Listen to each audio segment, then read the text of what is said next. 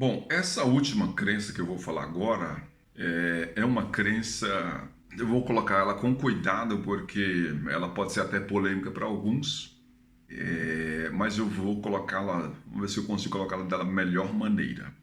Eu dei o nome dessa crença que é um sentimento, é uma percepção, é uma história, é tipo uma filosofia, é uma pregação que tem aí, principalmente mais no mercado, no meio religioso, que é assim, a crença é Deus prefere os pobres.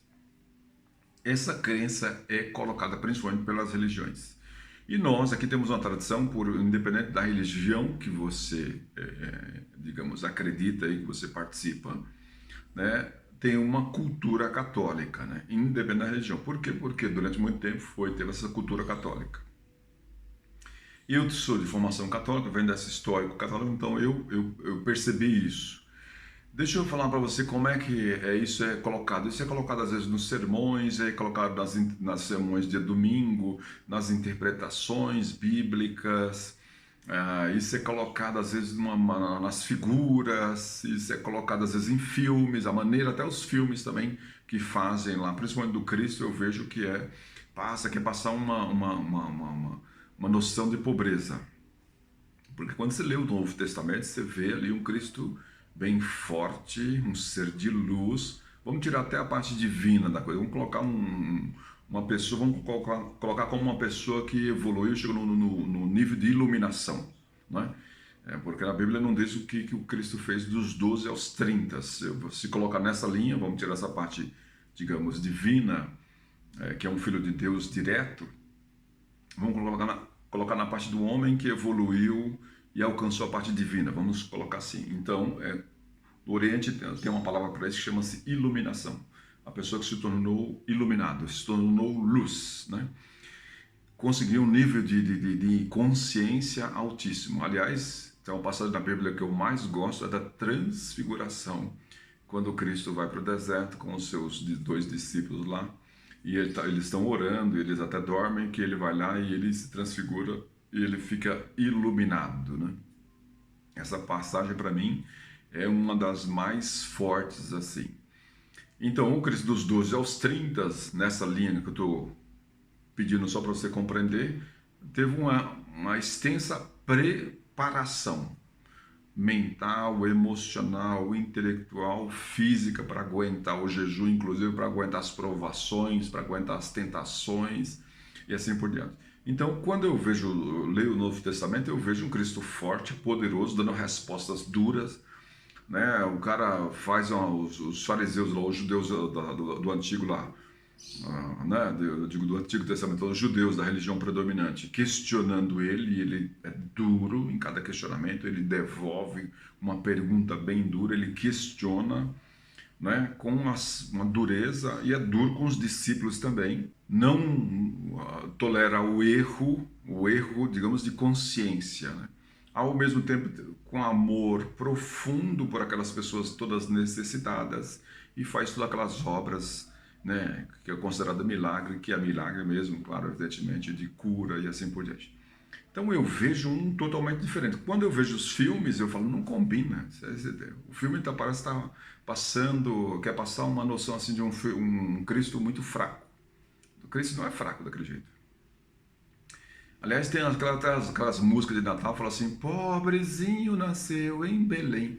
Ué, pobrezinho nasceu em Belém. Por que tem esse nome assim? Por que essa música, essa tradução? Assim, não sei se é essa tradução, mas pobrezinho nasceu em Belém.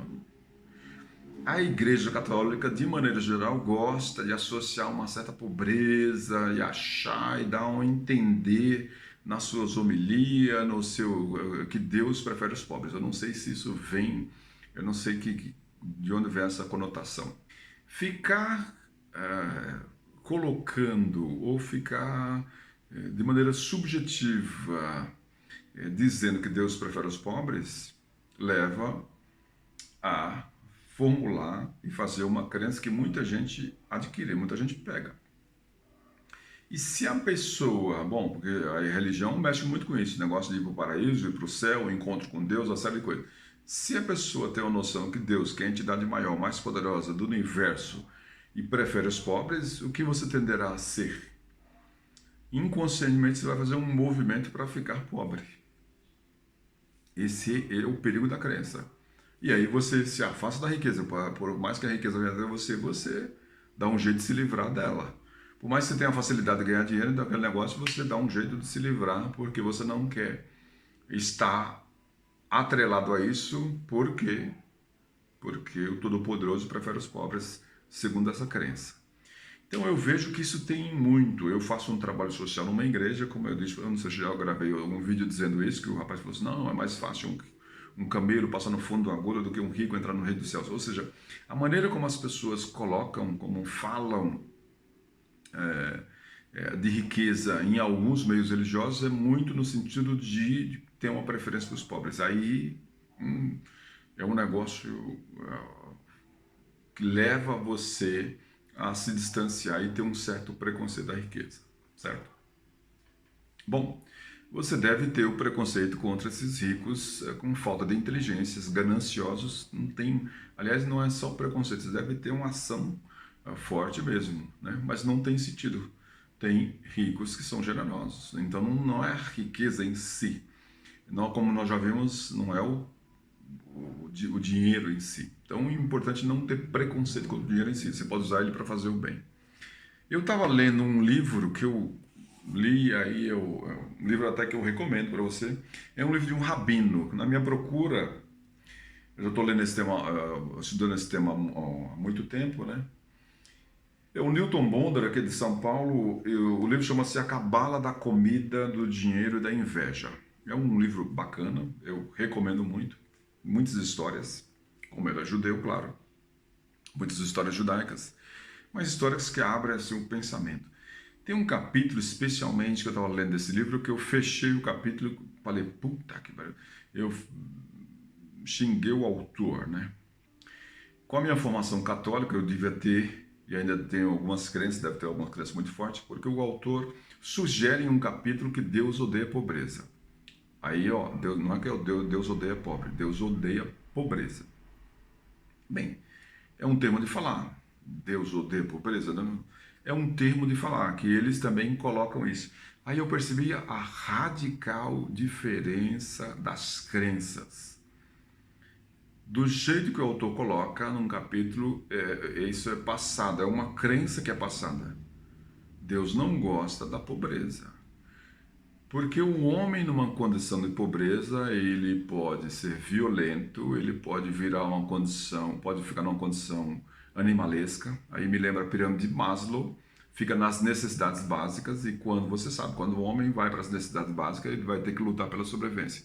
E na luta pela sobrevivência, você vira animal, você esquece, você não é um ser mais espiritual, você vira um animal. Então faz muito sentido a maneira como ele coloca. As pessoas se prostituem, as pessoas se vendem, as pessoas têm que trabalhar o dia inteiro por um pedaço de comida, por um pouco de comida. As pessoas não têm tempo para orar, ficam muito preocupadas com a sobrevivência e não têm tempo para o divino. Então ele vai colocando isso. Então é um dever para um judeu, ele coloca assim, espelhar, trabalhar para ser próspero e rico. Para quê? Para ele ter mais tempo, inclusive para cuidar, que é um dever, segundo como ele é rabino, lembre-se, ele não tem vários tipos de judeus, tem uns que não acreditam em nada, inclusive, né? Mas como ele é rabino, você tem que ter um tempo para o ócio, para pensar, para refletir e para espiritualizar, vamos colocar assim. Para se espiritualizar, para isso você precisa ter uma folga, precisa ter um tempo, talvez viajar, contemplar as coisas mais importantes. Então você não pode estar vivendo como um animal na condição de pobreza. A pobreza te afasta disso. Faz muito sentido. Bom, na primeira vez não foi fácil quando eu li aquilo lá, que entre aspas, né, que eu interpretei, não sei se está escrito mais diretamente, acho que não está diretamente, mas eu interpretei que Deus odeia a pobreza. Eu falei, puta que pariu, eu com a minha formação católica, para mim foi um choque. Depois eu reli, li de novo, falei, faz muito sentido. Mas faz muito sentido. Bom, eu não preciso virar judeu para isso, nada disso, não preciso nem pertencer a outra religião. Eu só preciso refazer minhas crenças e mudar e perceber que, opa, é outra maneira de ver a riqueza e não mais aquele jeito lá Então, quando você começa a reformular, quando você começa a ver diferente, você percebe, opa, calma aí, você pode decidir. É claro que Deus, evidentemente, uma energia, eu não sei como é que você coloca Deus, a energia mais poderosa, o ser criador, não vai ficar com preferências de pobre ou rico. Essa é a questão. Está interessado no desenvolvimento do espírito, do ser, de ser puro, dos talentos, né? Com um crescimento. Se tiver interessado em você, vai querer um ser mais evoluído, mais consciente, mais íntegro de alma. Não é condição da sua questão material. Então, entre ser rico e pobre, é melhor ser rico, porque você tem mais condições, inclusive, para, usando a linguagem do livro lá, para se espiritualizar, para ter tempo, inclusive, para essas coisas mais sofisticadas. Pensando de outra maneira mais prática, se você tem mais condições, mais, sabe, mais não está tão preocupado em, sabe, vender o almoço para obter as jantas, significa que você tem condições de criar, inclusive, criar mais facilmente, investir em artes, entender e questionar mais o mundo, que é uma coisa maravilhosa. Para isso você precisa estar, não pode estar, sabe, dependendo a ponto de ficar preocupado com o dia de amanhã. Então, nesse sentido, me fez compreender muito bem algumas coisas e aí reformular algumas crenças. Não existe esse negócio de Deus prefere os pobres. Deus prefere as pessoas que são íntegras de coração e que são generosas. Então, se você for rico, você pode até ser mais generoso. Olha que beleza. Então, é preferência, melhor ser rico. Não tenha dúvida nenhuma sobre isso. Você ajuda mais. Em vez de ficar dependendo, né, e sofrendo, é melhor você estar na condição de ajudar. Tanto fisicamente, intelectualmente, com as suas capacidades, com os seus talentos. Feito? Então reformula a crença aí, se isso já passou pela sua ideia, se não, continua na sua crença aí de evolução positiva, que é importante. Um grande abraço e até a próxima.